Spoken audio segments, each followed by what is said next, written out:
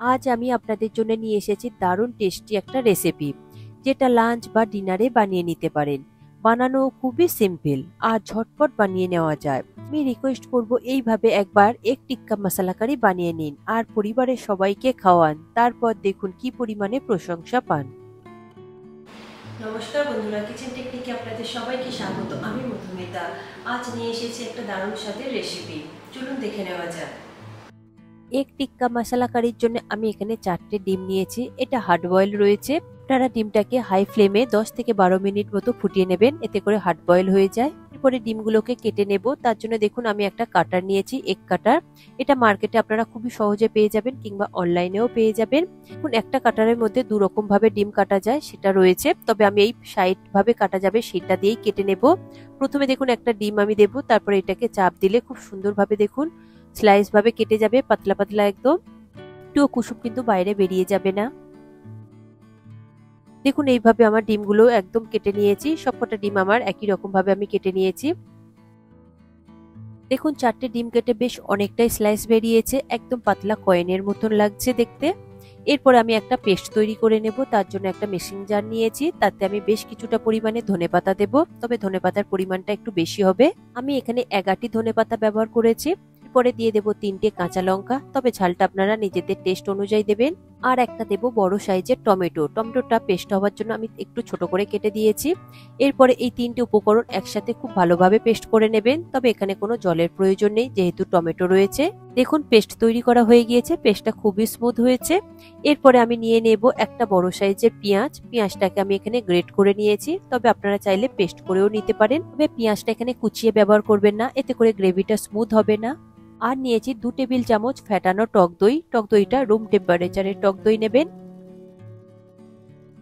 আর নিয়েছি 2 টেবিল চামচ fresh cream. Fresh ক্রিমটাও আপনারা রুম টেম্পারেচারে থাকা ফ্রেশ ক্রিম নেবেন। এরপর মেন রান্নাটা শুরু করে দেব। তার জন্য একটা কড়াই নিয়েছি। কড়াইটা গরম হলে দিয়ে দেব 2 টেবিল চামচ সাদা তেল। এখানে রান্নাটা আমি সাদা তেলে ব্যবহার করেছি, তবে আপনারা চাইলে এটা সর্ষের তেলেও করতে পারেন। তেলটা ভালো মতো গরম হলে দিয়ে দেব 1 চা চামচ গোটা জিরে। গোটা জিরে দেওয়ার পরে লো ফ্লেমে কয়েক সেকেন্ডের জন্য একটু ভেজে নেব। কোন জিরে থেকে সুন্দর একটা ফ্লেভার বের হবে, ঠিক সেই সময় দিয়ে দেবেন গ্রেট করে রাখা পেঁয়াজ। পেঁয়াজটা দেওয়ার পরে গ্যাসের ফ্লেমটাকে মিডিয়ামে করবেন, তারপরে সুন্দরভাবে গোল্ডেন ব্রাউন করে ভেজে নেবেন, কন্টিনিউ নাড়াচাড়া করে। পেঁয়াজটা যেন কালো না হয়ে যায় সেদিকে একটু খেয়াল রাখবেন। দেখুন পেঁয়াজটা আমার গোল্ডেন ব্রাউন হয়ে ভাজা ভাজা হয়ে গিয়েছে। পেঁয়াজটা ঠিক এই রকমই ভাজা ভাজা করে নেবেন। এরপরে দিয়ে দেব 1 চা চামচ আদা বাটা আর দিয়ে দেব 1 চা চামচ রসুন বাটা। আদা রসুনের কাঁচা গন্ধ চলে যাওয়া পর্যন্ত আদা রসুনটা খুব ভালোভাবে কষিয়ে নিতে হবে। গ্যাসের ফ্লেমটাকে এই সময় লোতে দেবেন, তা না হলে কড়ার গায়ে লেগে যেতে পারে। এখন আদা রসুন আর পেঁয়াজ খুব ভালো করে কষানো হয়ে গিয়েছে। এরপরে দিয়ে দেব ওই পেস্ট, টমেটো কাঁচা লঙ্কা আর ধনেপাতার পেস্ট।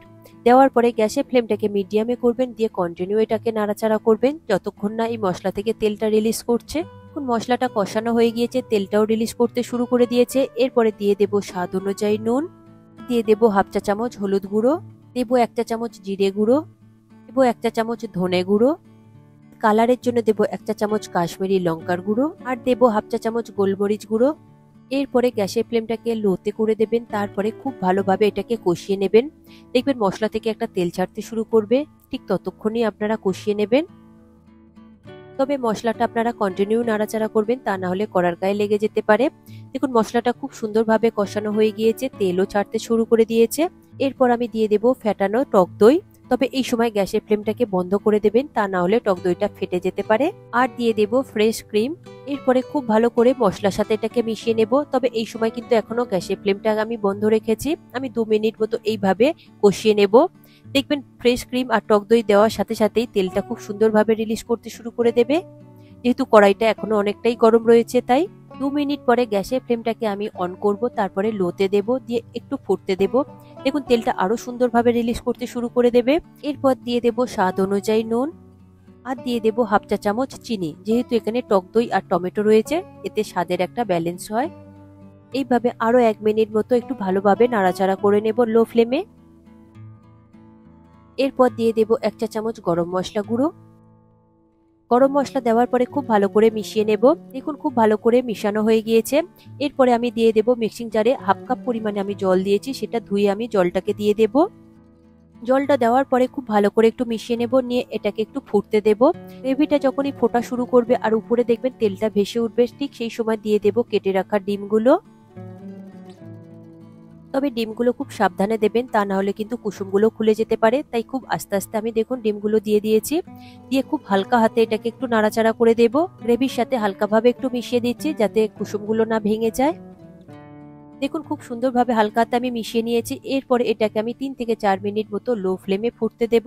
আর দিয়ে দেব 1 চা চামচ কাসুরি মেথি। কাসুরি মেথিটা আমি লো ফ্লেমে একটু গরম করে নিয়েছিলাম, তারপরে হাত দিয়ে একটু গুঁড়ো করে নিয়ে এটা আমি দিচ্ছি 1 চা চামচ। কাসুরি মেথিটা দেওয়ার পরে হালকা হাতেও খুব ভালোভাবে গ্রেভির সাথে মিশিয়ে নেব।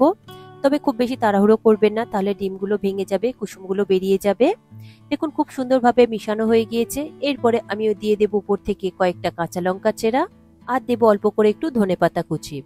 এরপরে গ্যাসের ফ্লেমটাকে আমি বন্ধ করে দেব। পরে এর উপরে একটা আমি বাটি বসাবো, তার মধ্যে আমি একটা জ্বলন্ত কয়লা দেব। কয়লাটাকে আগে থেকে আমি পুড়িয়ে রেখেছিলাম। তারপর ওই কয়লার উপরে 1 চা চামচ আপনারা ঘি কিংবা সাদা তেল দিয়ে দেবেন।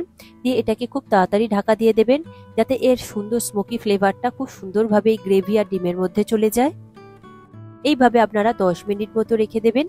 10 মিনিট পরে দেখুন আমি ঢাকা খুলে দেখছি, আর এই কয়লার বাটিটাকে আমি সরিয়ে দেব। দেখুন রেডি হয়ে গিয়েছে আমার আজকের এক টিক্কা মশলা কারি। একদম পারফেক্ট ভাবে বানানোর জন্য আপনাকে প্রতিটা স্টেপ ফলো করতে হবে, আর এর টেস্ট যে কতটা সুন্দর হয়েছে তা দেখেই বোঝা যাচ্ছে। আপনারা একবার হলো এইভাবে বানিয়ে দেখুন। আপনারা রুটি, পরোটা, নান যে কোনো কিছুর সাথে খেতে পারেন, ভীষণ ভালো লাগে এটা খেতে। এই রেসিপিটি আপনাদের কেমন লাগলো তা কমেন্টে অবশ্যই জানাবেন। লাইক শেয়ার করবার অনুরোধ রইল। সাথে এইরকম সব নিত্য নতুন রেসিপি পাওয়ার জন্য কিচেন টেকনিকে সাবস্ক্রাইব করে রাখবেন, আর পাশে থাকা বেল আইকনটা প্রেস করে রাখবেন। আমি যখনই নতুন ভিডিও আপলোড করব তখনই আপনাদের কাছে নোটিফিকেশন পৌঁছে যাবে। আজ তাহলে এই পর্যন্ত, আবারও দেখা হবে অন্য কোনো রেসিপির সাথে। সবাই ভালো থাকবেন, সুস্থ থাকবেন, আর ভিডিওটি পুরো দেখার জন্য অসংখ্য ধন্যবাদ।